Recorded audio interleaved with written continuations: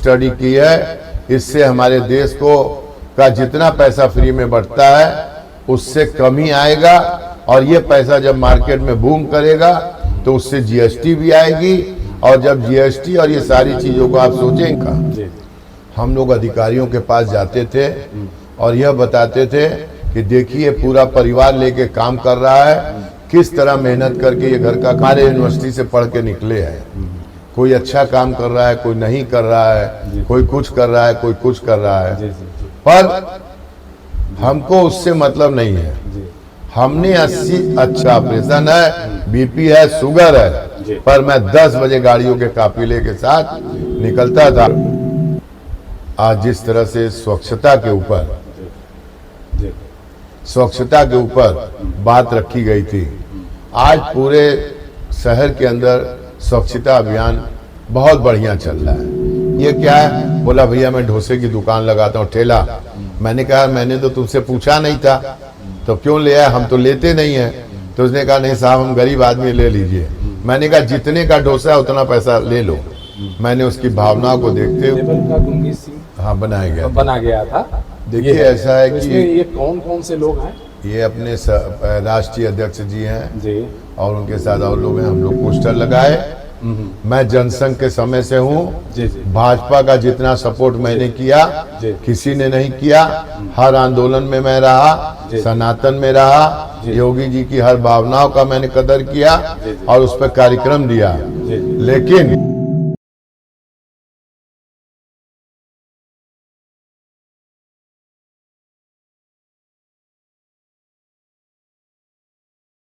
मित्रों नमस्कार, मैं संजय प्रजापति आप सभी का आपके आध्यात्मिक चैनल नमस्तेस्तु और सामाजिक चैनल एनजीओ केएमबीएस में स्वागत करता हूं। मित्रों जैसा कि इंतजार की घड़ी अब समाप्त हो चुकी है और हमारे आपके बीच रूबरू होने आ चुके हैं वाराणसी व्यापार मंडल के अध्यक्ष श्री अजीत सिंह बग्गा जी। बग्गा जी आपका बहुत बहुत स्वागत है। जैसा कि आप हमारे इस कार्यक्रम में आए और इस कार्यक्रम को देखा जाए तो आज 4 चांद लगा है, क्योंकि बनारस में बच्चा बच्चा जानता है अजीत सिंह बग्गा जी को।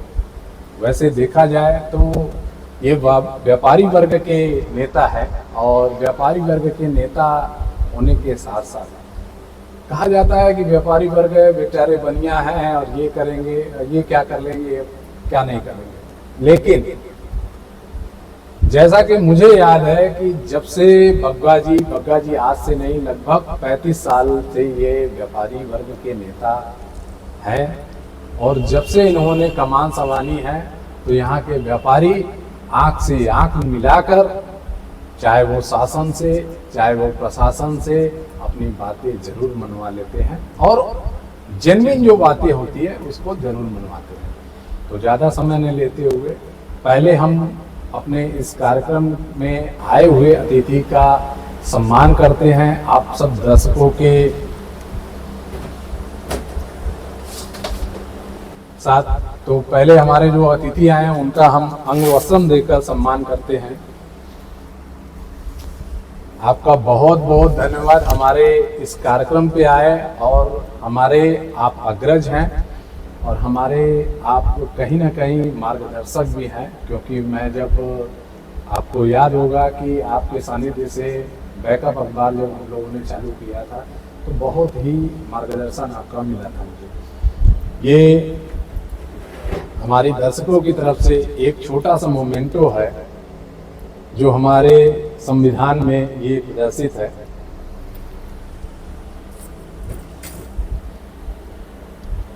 तो चलिए मित्रों, जैसा कि अब हमारे बीच रूबरू हो चुके हैं हमारे गेस्ट, तो हम चाहेंगे कि उन्हीं की जुबानी और उन्हीं के मार्फत ये सुना जाए कि क्या इनका इतिहास रहा और क्या व्यापारियों के नेता हैं।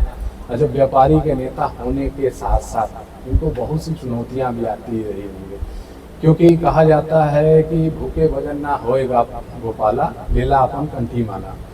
तो कहीं ना कहीं इनके ऊपर प्रेशर भी रहता रहा होगा कि मुझे अपना परिवार देखना है और हमारे साथ जो परिवार जुड़े हैं उनको भी देखना है। तो श्री मग्गा जी, मैं चाहूंगा हमारे दर्शकों से आप अपनी एक परिचय दें, अपना पूरा परिचय के साथ पूरा परिचय हमारे दर्शकों को दें। सर्वप्रथम सभी काशीवासियों को जो भी सुन रहे हैं, देख रहे हैं, नमस्कार।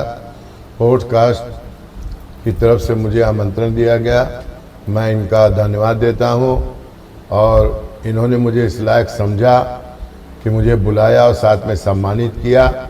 ये हमारे काशीवासियों का सम्मान है, मैं इनका धन्यवाद देता हूं। जैसा कि आपने कहा कि आपका जीवन की शुरुआत व्यापार मंडल में या किन परिस्थितियों में हुई, मुझे याद है सन 84-85 की बात है, 86 की, कि जिस समय व्यापार मंडलों व्यापारियों के ऊपर इंस्पेक्टर राज, माफिया राज का बोलबाला था और कुटीर उद्यमी, लघु उद्यमी को मालूम नहीं था कि हमको पैसा कैसे कमाना है, काम कैसे करना है। उस समय एक संगठन बना और लोगों ने मुझे कहा कि आपको अध्यक्षता करनी है और मैंने बहुत सोच के फिर इसमें अध्यक्षता ली। और मैंने जितने भी कुटीर उद्यमी, लघु उद्यमी रहे या कोई भी बनारस का व्यापारी रहा, व्यापार मंडल से जुड़ा रहा या नहीं जुड़ा रहा, मैंने सर्वप्रथम काम ये किया कि जो भी जिसकी समस्या है वो आए, उसकी समस्या का पहले समाधान हो और दूसरा उसके अंदर से डर खत्म हो। जो उसके दिमाग में एक बात बैठी रहती थी कि अधिकारी आ जाएंगे तो ये हो जाएगा तो वो हो जाएगा, मैंने उनका डर खत्म किया। और इन सब चीज़ों को करने के लिए मुझे बैठकें भी करनी पड़ी, धरना भी देना पड़ा, प्रदर्शन भी करना पड़ा, घेराव भी करना पड़ा, अधिकारियों से वार्ता भी करना पड़ा, पर मैंने सभी को संगठित करके निडर होने का गुण सिखाया और आज भी व्यापारी निडर होकर काम करते हैं।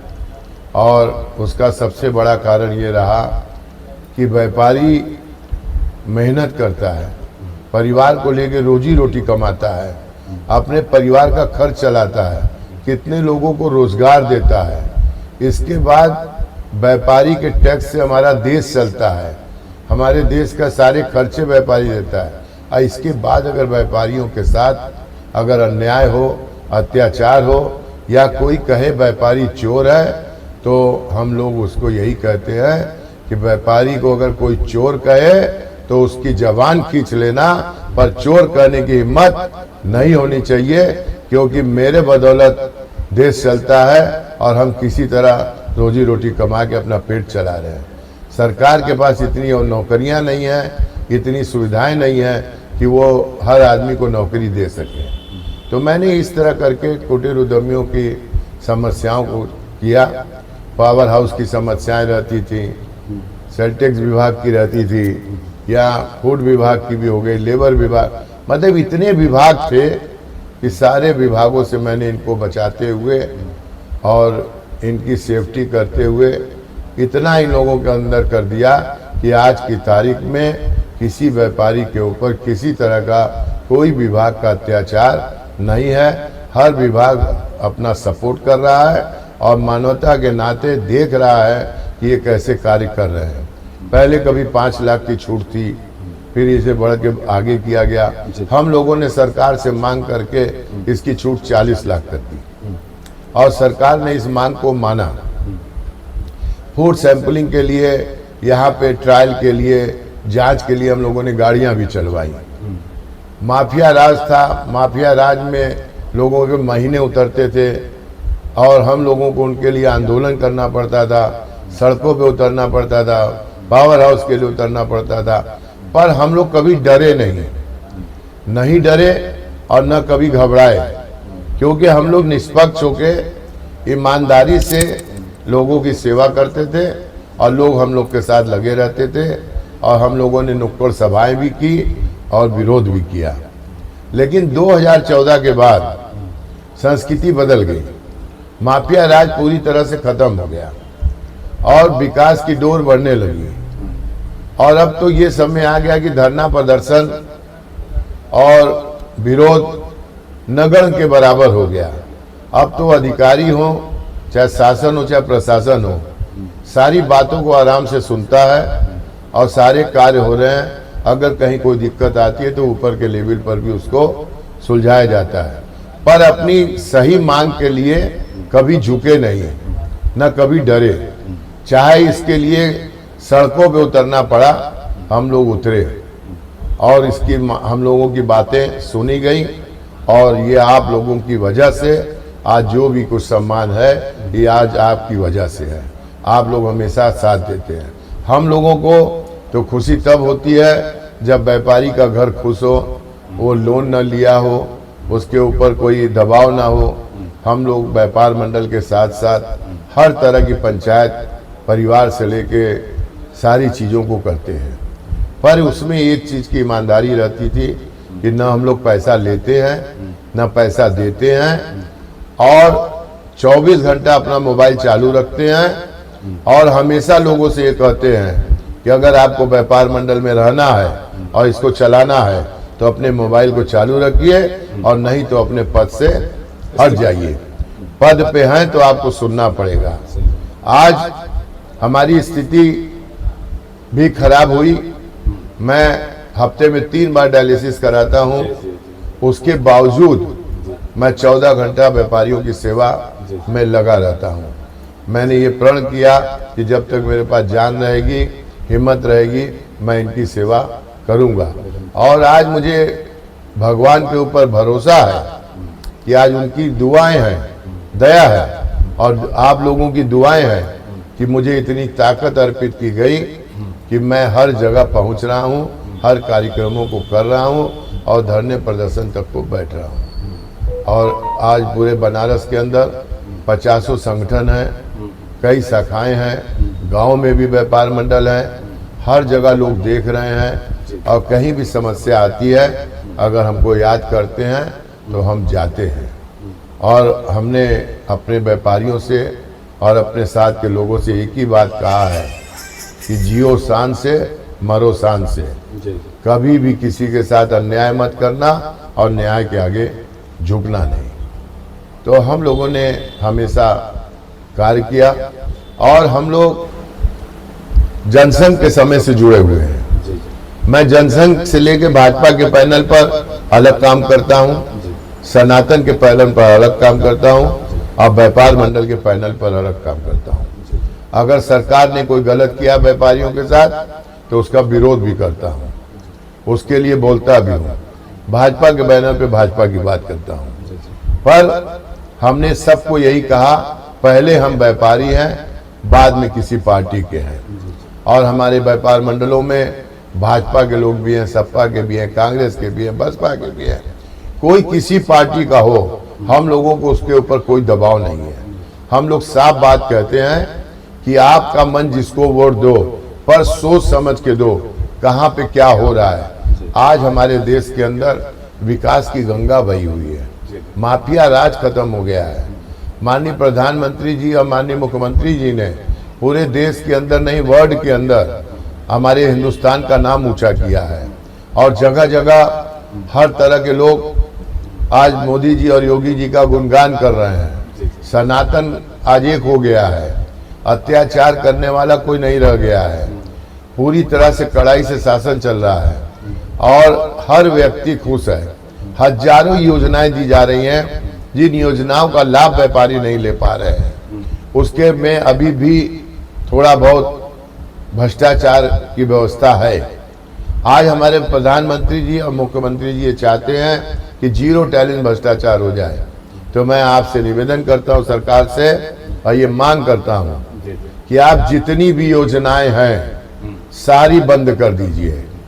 ना फ्री का राशन दीजिए, ना आप सब्सिडी दीजिए, ना आप किसी को बिना ब्याज का लोन दीजिए, ना आयुष्मान कार्ड दीजिए। आप प्रति व्यक्ति 10,000 रुपया पर मंथ आप इनको पेंशन दें। और मेरे ख्याल से, और मैंने जो स्टडी की है, इससे हमारे देश को का जितना पैसा फ्री में बढ़ता है उससे कम ही आएगा। और ये पैसा जब मार्केट में बूम करेगा तो उससे जीएसटी भी आएगी और जब जीएसटी और ये सारी चीजों को आप सोचेंगे और जीरो टैलेंस की बात जो आप करते हैं, ये पूरी तरह से खत्म हो जाएगा। और प्रधानमंत्री जी और योगी जी को आजीवन, जब तक व्यक्ति पीढ़ी दर पीढ़ी रहेगा, इनको याद करेगा कि इन्होंने भ्रष्टाचार खत्म कर दिया और ऐसा काम किया कि यह सरकार आजीवन काम करेगी। यही मैंने सोचा। हम लोगों ने सनातन के बैनर पर हलाल को भी हटाने का काम किया। माननीय मुख्यमंत्री जी ने उसको भी सुना और हटाया। हम लोगों ने मदिरा भी बंद कराने का काम किया, मांस का भी काम किया कि जो मंदिरों के 100 मीटर 200 मीटर है उसका भी किया। भगवान राम के निर्माण में भी हम लोगों ने पूरी तरह से कार्य किया। हम लोगों का एक ही उद्देश्य है कि हमारा हिंदुस्तान का नाम ऊंचा रहे और हर आदमी यहाँ सुखी रहे। अच्छा, तो जैसा कि मुझे लगता है कि मेरे पॉडकास्ट का आधा से ज्यादा सवालों का जवाब तो आप दे ही चुकी है।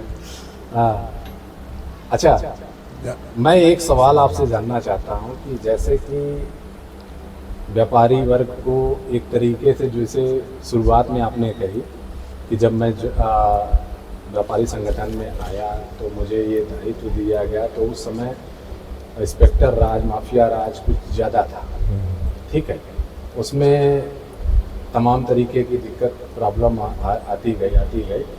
तो आपने उन व्यापारियों के लिए किया क्या था उस समय? जैसे कि मान लीजिए कि धरना प्रदर्शन वो तो तमाम तरीके की है, क्योंकि अगर देखा जाए तो तमाम बहुत सी व्यापारी संगठन की संस्थाएं हैं, लेकिन जहाँ पे बग्गा जी का नाम आता है तो वहाँ पे ये होता है कि नहीं भाई, बग्गा जी अगर जिस संगठन से हैं या उनके जो व्यापारी है उनको तो कोई टच ही नहीं करता है। ये तो बात तय है। हम लोगों ने जी हमेशा मानवता को सबसे ऊपर रखा। जी। हम लोग अधिकारियों के पास जाते थे और यह बताते थे कि देखिए पूरा परिवार लेके काम कर रहा है, किस तरह मेहनत करके ये घर का खर्चा चला रहा है। आपके पास सरकारी नौकरी है, इसके पास कुछ नहीं है।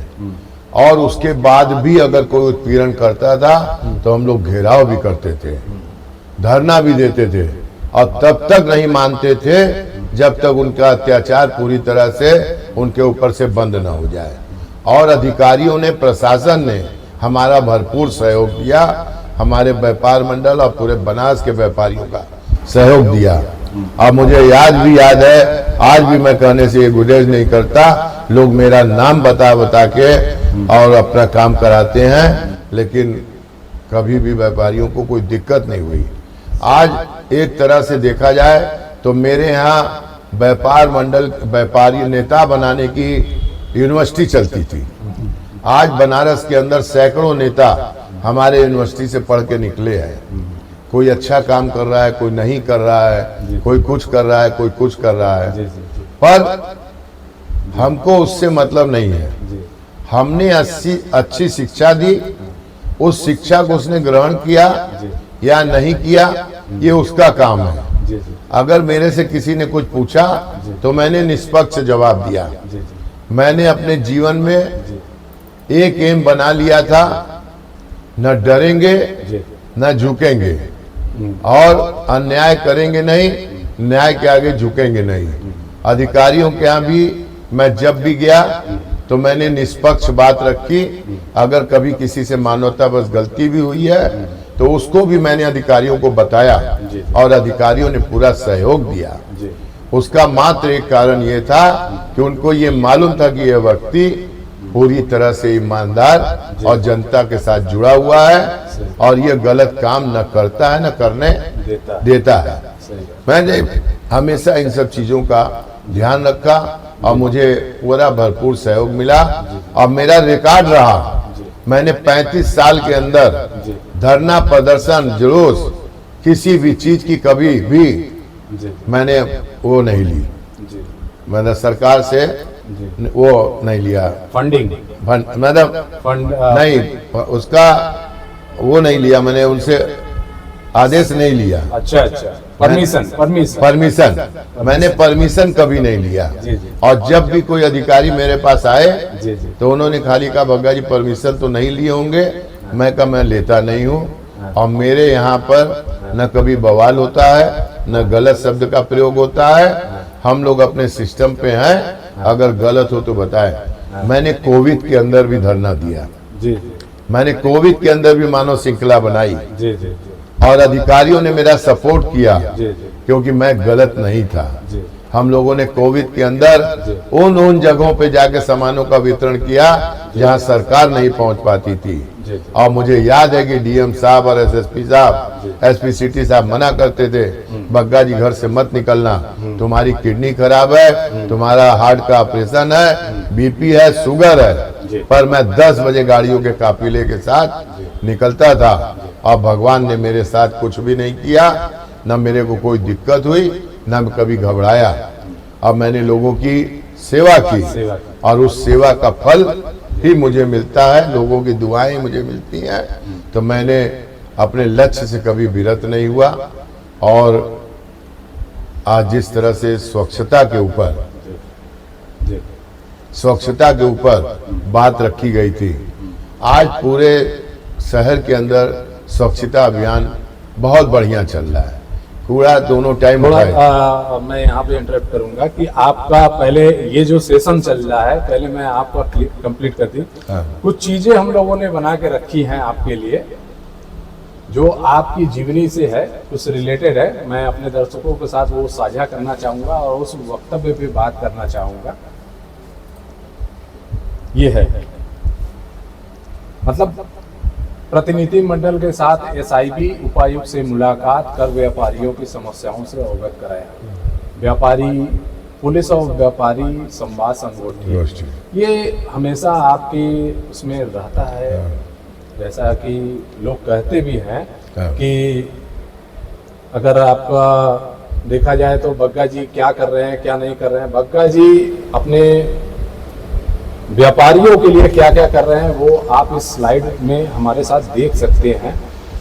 और जैसा कि पुलिस और व्यापारी से संवाद, क्या दिक्कत नहीं आती होगी बग्गा जी?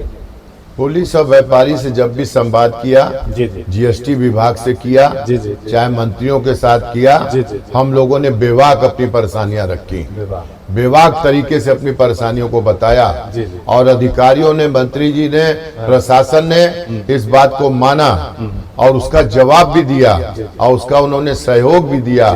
संगोष्ठियां और आपसी मेल हम लोगों ने इतना किया कि मुझे रिकॉर्ड याद आता है, मैं आगे दिखाऊंगा कि कोई भी संगठन जी जी, जितने धरने प्रदर्शन और ये जुलूस, काला दिवस या लोगों का धरना जितना मैंने दिया है, और सबसे पहले मैं ही मुद्दे को उठाता हूँ, इतना आज तक का रिकॉर्ड है किसी ने नहीं किया, ये मेरा दावा है। आइए आगे बढ़ते हैं।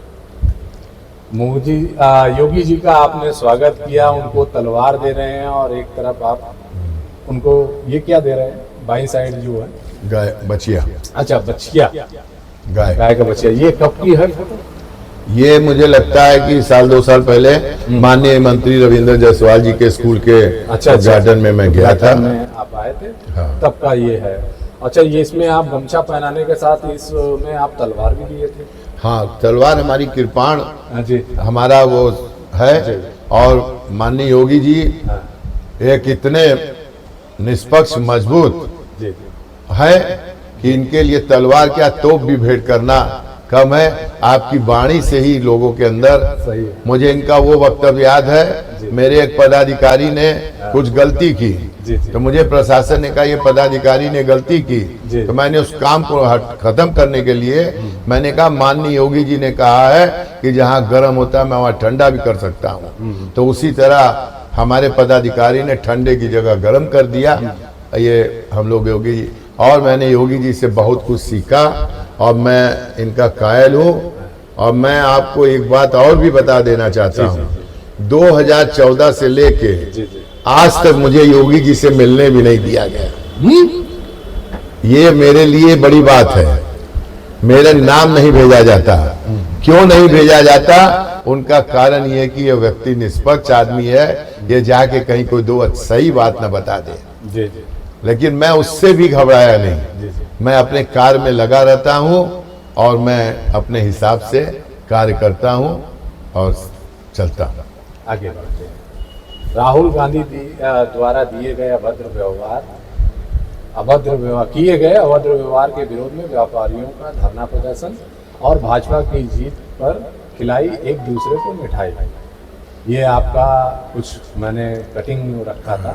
वैसे आप तो कह ही रहे हैं कि भाई हम जो भी मुद्दे होते हैं उस पे पहले ही अगर कोई मैंने विरोध भी किया है जी जी और जन्मदिन भी मनाया जी है। जी माननीय प्रधानमंत्री का जन्मदिन जी जी पूरा उतने वजन का केक काट जी के जी हमने कमिश्नरी सभागार में मनाया था और माननीय योगी जी का भी मनाया है। मैंने सारे कार्य किए सड़क पर उतर के, जी जी और मैं दावा करता हूं कि किसी व्यापारी ने इतना खुल के सपोर्ट इस पार्टी का नहीं किया जितना मैंने किया है। क्या बात है। चलिए, इसमें भी दिख रहे हैं कि आप हिमांशु नागपाल जो यहाँ के सीडीओ हैं और एक हैं एसीपी कैंट को शायद आपने सम्मानित किया था अच्छे कार्य के लिए। अच्छे कार्य के लिए। उन्होंने कोई बैंक कर्मी का कुछ ऐसा मामला था उसमें किया था और आए दिन कुछ न कुछ जो भी मुद्दे रहते हैं उस पे आप काम करते रहते हैं। ये महाराज जी से कहाँ मिल गए?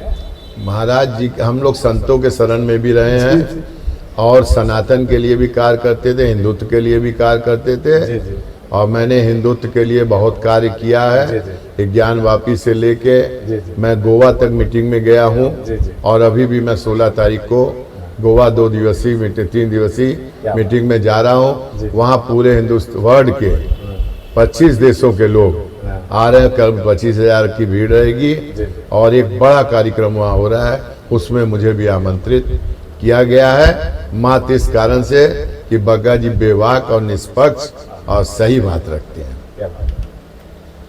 ये काशी विश्वनाथ धाम का कॉरिडोर, जैसा कि आप बता ही रहे हैं कि काशी विश्वनाथ धाम का कॉरिडोर का जब होता है तो ये तो खुले हुए आप गाड़ी में चल रहे हैं, उधर से गणतंत्र दिवस भी आप मना रहे हैं, सब मना रहे वैसे हाँ ये लगातार जैसा कि लोगों को मन में ये रहे कि बग्गा जी एकदम खुले हुए इस मंच पे हमेशा भी वो हमेशा कार्य करते रहते हैं, कुछ न कुछ कार्य करते रहते हैं। जैसे कि लोग कहते हैं कि सरदार और आलू जी हर जगह मिल जाएंगे, जी जी बग्गा जी हर कार्यक्रमों में आपको मिलेंगे। जी जी चाहे वो बाबा विश्वनाथ की बात हो, चाहे शोभा यात्रा हो, चाहे शिव बारात हो, चाहे विरोध हो, चाहे किसी को सम्मानित करने की बात हो, हर जगह मैं आपको मिलूंगा। और मैंने अपने जीवन में मुझे लगा कि जब से देश आजाद हुआ हमारे जवानों को किसी ने सम्मानित नहीं किया। मैंने दीपावली के ऊपर पूरा गाड़ी पे से खड़े होकर मैंने आंवला का लड्डू, जो कि मोदी जी के अनुसार स्वास्थ्यवर्धक काजू मिला, मैंने चौराहे चौराहे सड़कों पे जो भी हमारे पुलिस के जवान होमगार्ड थाने पड़े, मैंने उसको इस करारी धूप में भी बांटा। ये आज तक किसी ने नहीं किया था। और मैंने मकर संक्रांति पर गजक बाटी, जो कि किसी ने नहीं ऐसा कार्य किया था, इन लोगों के पास कभी कोई नहीं गया था। मैंने इन लोगों के साथ मिलकर जमीन से जोड़ने का काम किया ताकि और मैंने हमेशा अपने जीवन का एम रखा है, होम गार्ड से लेके कमिश्नर तक, मंत्री तक हमारे लिए सब सम्मानित है। ना कोई गरीब है ना कोई अमीर है। मैं कभी भी किसी के यहाँ आमंत्रण में गया हूँ, अगर सब लोग बैठ के जमीन पे खाते हैं, मेरे लिए अगर उसने कुर्सी टेबल लगाया तो मैं जमीन पर ही बैठ के खाया हूँ, कुर्सी टेबल पर नहीं खाया हूँ कभी। मुझे याद है अपने जीवन की एक घटना, एक ठेले वाले का मुझे वो करना था उद्घाटन, तो मुझे लोगों ने कहा कि आप इतने बड़े नेता ठेले का उद्घाटन करेंगे? हम के मैं ठेले से ही इतना बड़ा बना हूँ। क्या बात है। मैं उसका उद्घाटन करने गया, लोगों ने कहा मिठाई ले लीजिए, पानी ले लीजिए। मैंने कहा नहीं, उसकी भावनाओं को ठेस नहीं पहुंचाऊंगा। मैं गया, उसके ठेले का उद्घाटन किया, उसने गुड़ पिलाया, खिलाया, पानी दिया, हम लोगों ने उसको ग्रहण किया और उसको कहा इसी तरह आगे बढ़ते रहो। मैंने गुमटी वालों की भी लड़ाई लड़ी है, ठेले पटरी वालों की भी लड़ाई लड़ी है। 24 घंटे में अगर किसी ने बग्गा जी को याद किया है तो बग्गा जी वहाँ तन मन शरीर से हाजिर रहे धन नहीं भी रहा तो धन भगवान ने दे दिया और उसकी भी कभी दिक्कत नहीं हुई।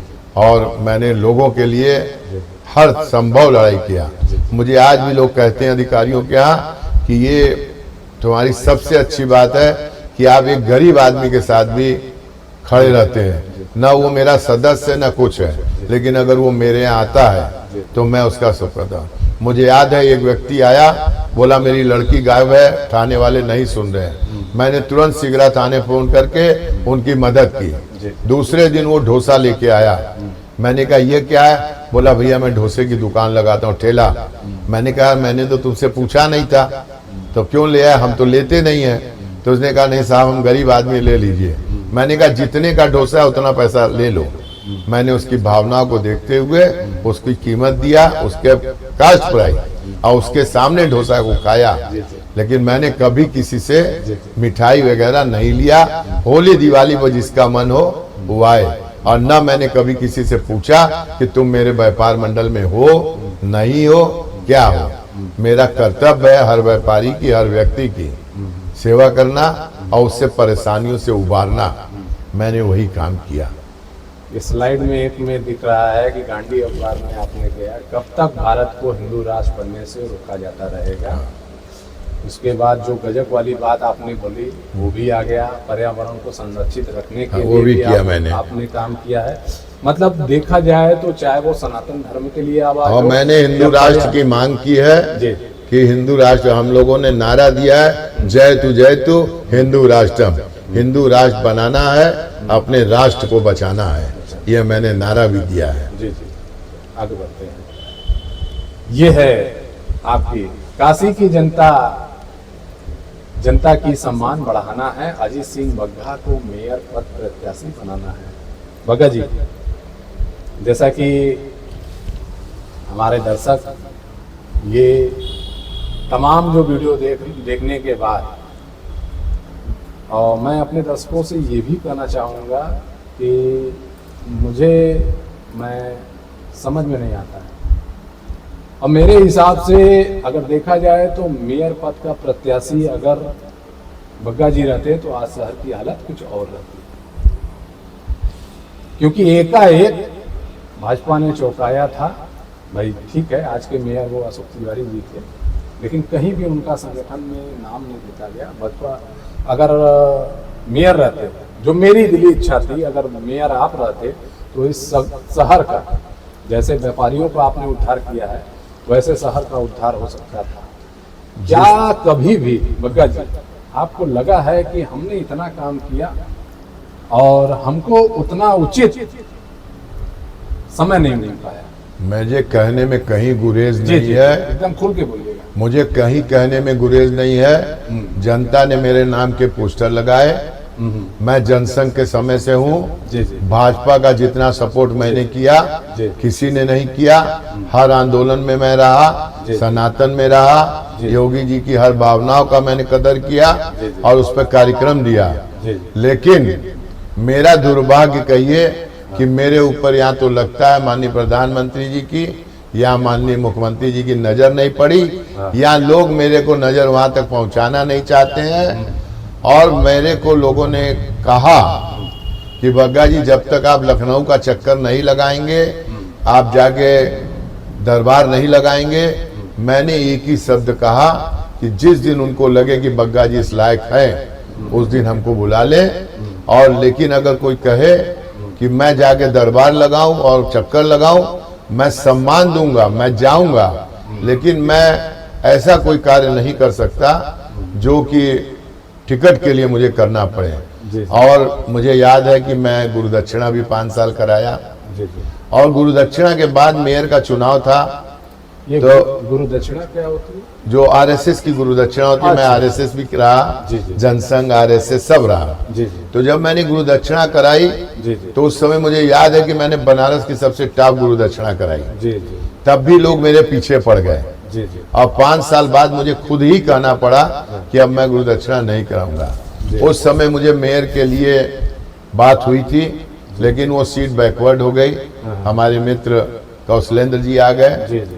और मुझे याद है उस समय की एक बात कि मैंने जब कहा कि मुझे टिकट का क्या होगा, तो उन्होंने कहा कि यह बनारस में ऐसे ऐसे दिग्गज लोग हैं जो कि आपको वहां तक पहुंचने नहीं देंगे। मैंने केवल एक ही बात कही कि जिनको भी आप टिकट देना चाहते हैं या जो भी करना चाहते हैं बैकवर्ड के पहले, मैं यहाँ से निकलूंगा सिगरा से, रथ यात्रा गुरुबाग, गदौलिया चौक, बांस फाटक, मैदागिन, लहरा भी, कबीर चौरा, मलदैया होते हुए आऊंगा सिगरा, और केवल 4 लोग, 2 उधर 2 इधर देखते रहे कि बग्गा जी को कितने लोगों ने नमस्कार किया और उनको कितने लोगों ने किया, और मेरे पैर कितने लोगों ने छुए और उनके पैर कितने छुए। इस पे मेरा आपका निर्णय हो जाएगा। अगर मैं उस लायक रहूंगा तो दीजिएगा। मैंने जनता के लिए काम किया है, मैं जमीन से जुड़ के काम किया हूँ। आज किसी के यहाँ अगर छिनैती हो गई, लूट हो गई, तो वहां पहुंचने वाला सबसे पहले बग्गा जी हैं। अगर कोई गाड़ी पकड़ गई, ट्रक पकड़ गई सेल टैक्स में, पहुंचने वाले बग्गा जी हैं। आप देखिए फोटो में राष्ट्रीय अध्यक्ष जी हैं। आज ये हम बुलाते हैं, कहते हैं आप हमारे पास आइए, और हम लोग जाते हैं, क्योंकि मैं कभी भी अपने सम्मान से समझौता नहीं किया, न मैंने ईमानदारी से समझौता किया। और अभी बात करते तक कोई भी व्यक्ति ऐसा नहीं है जो कह दे बग्गा जी ने कभी पैसा लिया। और पीठ पीछे तो लोग सबको गाली देते हैं, मुझे उससे कोई फर्क नहीं पड़ता। और मैं चाणक्य की मुझे एक बात याद है कि जिसकी जितनी बुराई होती है उसका उतना नाम होता है। तो मैं इन सब चीज़ों से कभी घबराया नहीं, मैं सारे कार्य किया। और मैं माननीय योगी जी से अनुरोध करूंगा, आप बनारस के सारे जनप्रतिनिधियों से अनुरोध करूंगा कि अगर बग्गा जी ने 35 साल जीवन अपना लगाया है भाजपा में और व्यापारियों के लिए, तो आपको हमारे लिए विचार करना चाहिए। और नहीं भी करेंगे तो कोई बात नहीं है, मैं अपनी सेवा में लगा रहूंगा। मैं एक दिन का मुझे याद आ गया बात करते, मैं रोहनिया गया, तो मुझे किसी ने कहा आप जाके अपना नाम तो भराइए मेयर के लिए। तो मैं जब लेके गया तो मुझे वहाँ 3 पदाधिकारियों ने कहा बग्गा जी आप कौन मेयर विधायक से कम है कि लेके चले आए। मैंने उसी तरह जेबा में डाला, मैं चलाया। मैं समझ गया कि बग्गा जी की दाल यहाँ नहीं गलेगी। मुझे कई बार राज्य मंत्री का भी बताया गया, निगम के लिए भी बताया गया, पर अभी तक मेरा नाम शायद नहीं गया। तो ये मैं अपना ही दुर्भाग्य समझता हूँ कि मेरी कहीं कमी है, या मुझे लगता है कि मैं लोगों को मेरे से डर है कि बग्गा जी आएंगे तो ये बेबाक बोल देंगे, या क्या बात है। और मैंने सम्मान सभी का किया, कोई जनप्रतिनिधि, कोई नेता, कोई भी वार्ड का अध्यक्ष, कोई भी व्यक्ति ये नहीं कह सकता कि बग्गा जी ने मेरे साथ सम्मान की बात नहीं की और मुझे सम्मान नहीं दिया। और मैंने सबके साथ रहा और लोगों ने भी मुझे सम्मान दिया। आज भी जितने बनारस के मंत्री विधायक सब हैं, शहर अध्यक्ष, मुझे बहुत सम्मान देते हैं, पर पता नहीं क्यों मुझे ऊपर तक नहीं पहुंचाना चाहते, ये मुझे समझ में नहीं आया। भगत जी एक फोटो है और इस फोटो में आपके सुपुत्र जी हैं, क्या इससे अंदाजा लगा दिया जाए? अच्छा, मैं एक चीज़ और इस फोटो को लेकर जानना चाहूँगा आपसे कि बग्गा जी तो तलवार है, लेकिन गुरमीत सिंह बंका तो मुझे लगता है कि तोप है। ऐसा कुछ है, आपको अंदाजा लगता है? देखिए, बताइएगा। अच्छा, ये फोटो के बारे में थोड़ा सा हमारे दर्शकों को बता दीजिएगा कि ये फोटो क्या, क्योंकि ये फोटो में शायद इनको प्रदेश लेवल का गुरमीत सिंह बना गया था। देखिए, ऐसा है कि ये कौन कौन से लोग हैं? ये अपने राष्ट्रीय अध्यक्ष जी हैं जी, और उनके साथ और लोग हैं, हम लोग हैं। ये वो जन उद्योग, राष्ट्रीय जन उद्योग व्यापार मंडल, ये हमारे राष्ट्रीय अध्यक्ष हैं जी। और मैं वहाँ राष्ट्रीय वरिष्ठ उपाध्यक्ष हूँ। और मुझे राष्ट्रीय अध्यक्ष जी जितना सम्मान देते हैं, और अपने भाषण में वो कहते हैं कि बग्गा जी से मैंने बहुत सी चीजें सीखी। आज इस बात को लोग माने न माने, आज बनारस से लेके हर जगह लोग हमारे ही यूनिवर्सिटी के पढ़े हुए हैं, और ठीक है, कोई बात है, सही बात। तो आज ये बच्चा भी हमारे पद चिन्हों पे चलने लगा और मेरे साथ मेरे नाम के जोड़ के चलने लगा। इसकी इच्छा थी आगे बढ़ने की, मैंने कभी इसको रोका नहीं। गुरमीत को। मैंने कभी कुछ मना भी नहीं किया, गुरमीत अब मैंने कभी रोका नहीं। जी जी जी लेकिन मैंने इसको एक बात की शिक्षा जरूर दी, जी या कहता हूं सबसे अब, कि मैंने अपना जीवन बर्बाद कर दिया जनता की सेवा और व्यापारियों के सेवा के लिए। जी तुम अपना पेट पहले पालना मेहनत करके, उसके बाद समय बचे तो जनता को देना। मैंने अपने इतना जरूर मैं लोगों से कहता हूँ। अच्छा, जैसा कि मतलब जो गुनगीत और आप में अगर देखा जाए, क्योंकि उस समय जब आपकी युवा अवस्था रही, जब 35 साल के पहले की बात थी, तो क्या इतना ही एनर्जेटिक अजीत सिंह बग्गा जी थे? देखिए, मैं आपको आज भी बता देता हूँ, कल भी बता देता हूँ। जी मैं आज, मेरी उम्र 63 साल की है, जी जी लेकिन मुझे व्यापार मंडलों में लोग कहते हैं 36 साल के हैं। जी मैं 24 का था तो मेरा तेवर वही था, आज 36 का हूँ तो भी तेवर वही है, और 63 भी कोई समझेगा तो तेवर वही है। और ये देख लीजिए कि भगवान की ही मेरे ऊपर दया है जी जी कि मैं लगभग पौन घंटे से जी जी भाषण दे रहा हूँ, बात रख रहा हूँ अपनी, और मेरा किडनी दोनों खराब है, और अभी तक मैंने पानी का गिलास नहीं उठाया, और मेरे मुंह में अभी भी लार बन रही है। जी जी जी। ये मेरे कार्यों का ही देन है कि भगवान की मेरे ऊपर दया है। ऐसे ही भगवान की कृपा आप पे बने रहे, क्योंकि हमारे आप अग्रज हैं, और जब भी मैं आपके पास गया हूं तो आपसे एक दिलासा, एक उम्मीद, बहुत कुछ तो लोग समझेंगे, बहुत कुछ नहीं, लेकिन आपने कहा बस लड़ते चले जाओ। यही चीज़ें जो आपकी हैं वो हर व्यक्ति को आगे चलने को मजबूर करती है, उत्साहित करती है।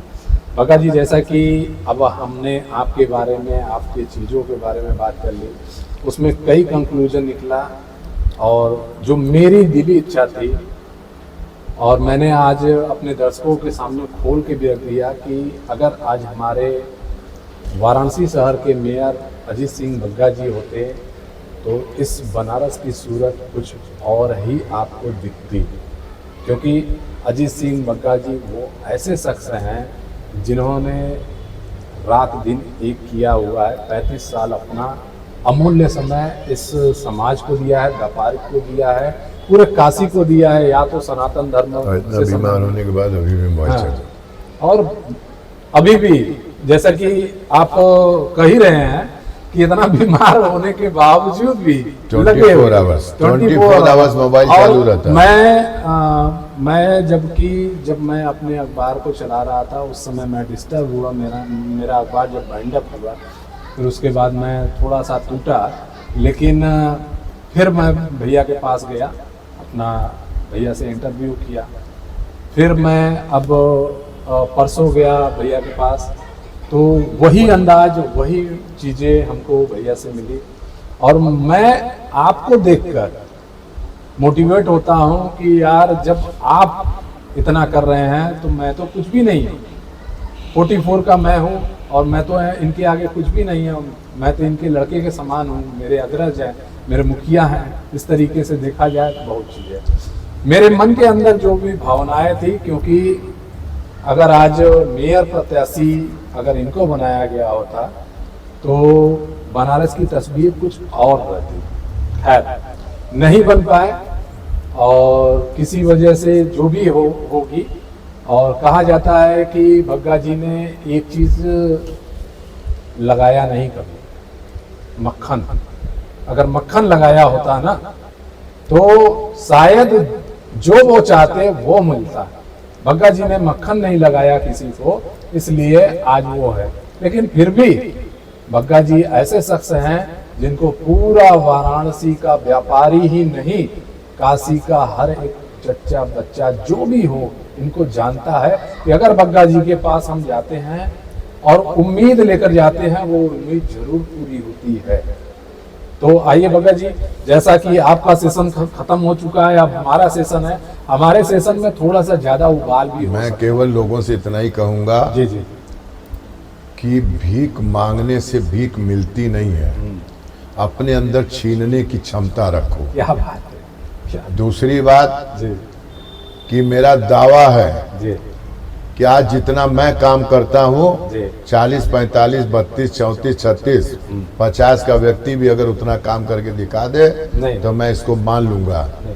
लेकिन आप एक बात के लिए और भी ध्यान रखिएगा, जी जी हम लोगों ने कोविड में इतनी सेवा की, किसी ने बुला के हम लोगों को सम्मान नहीं दिया, उसके मैं भूखा भी नहीं था, सही मैंने कभी वो भी नहीं किया। 26 अगस्त 15 अगस्त में मुझे उस लायक नहीं समझा, जी। मैंने वो भी नहीं कुछ किया।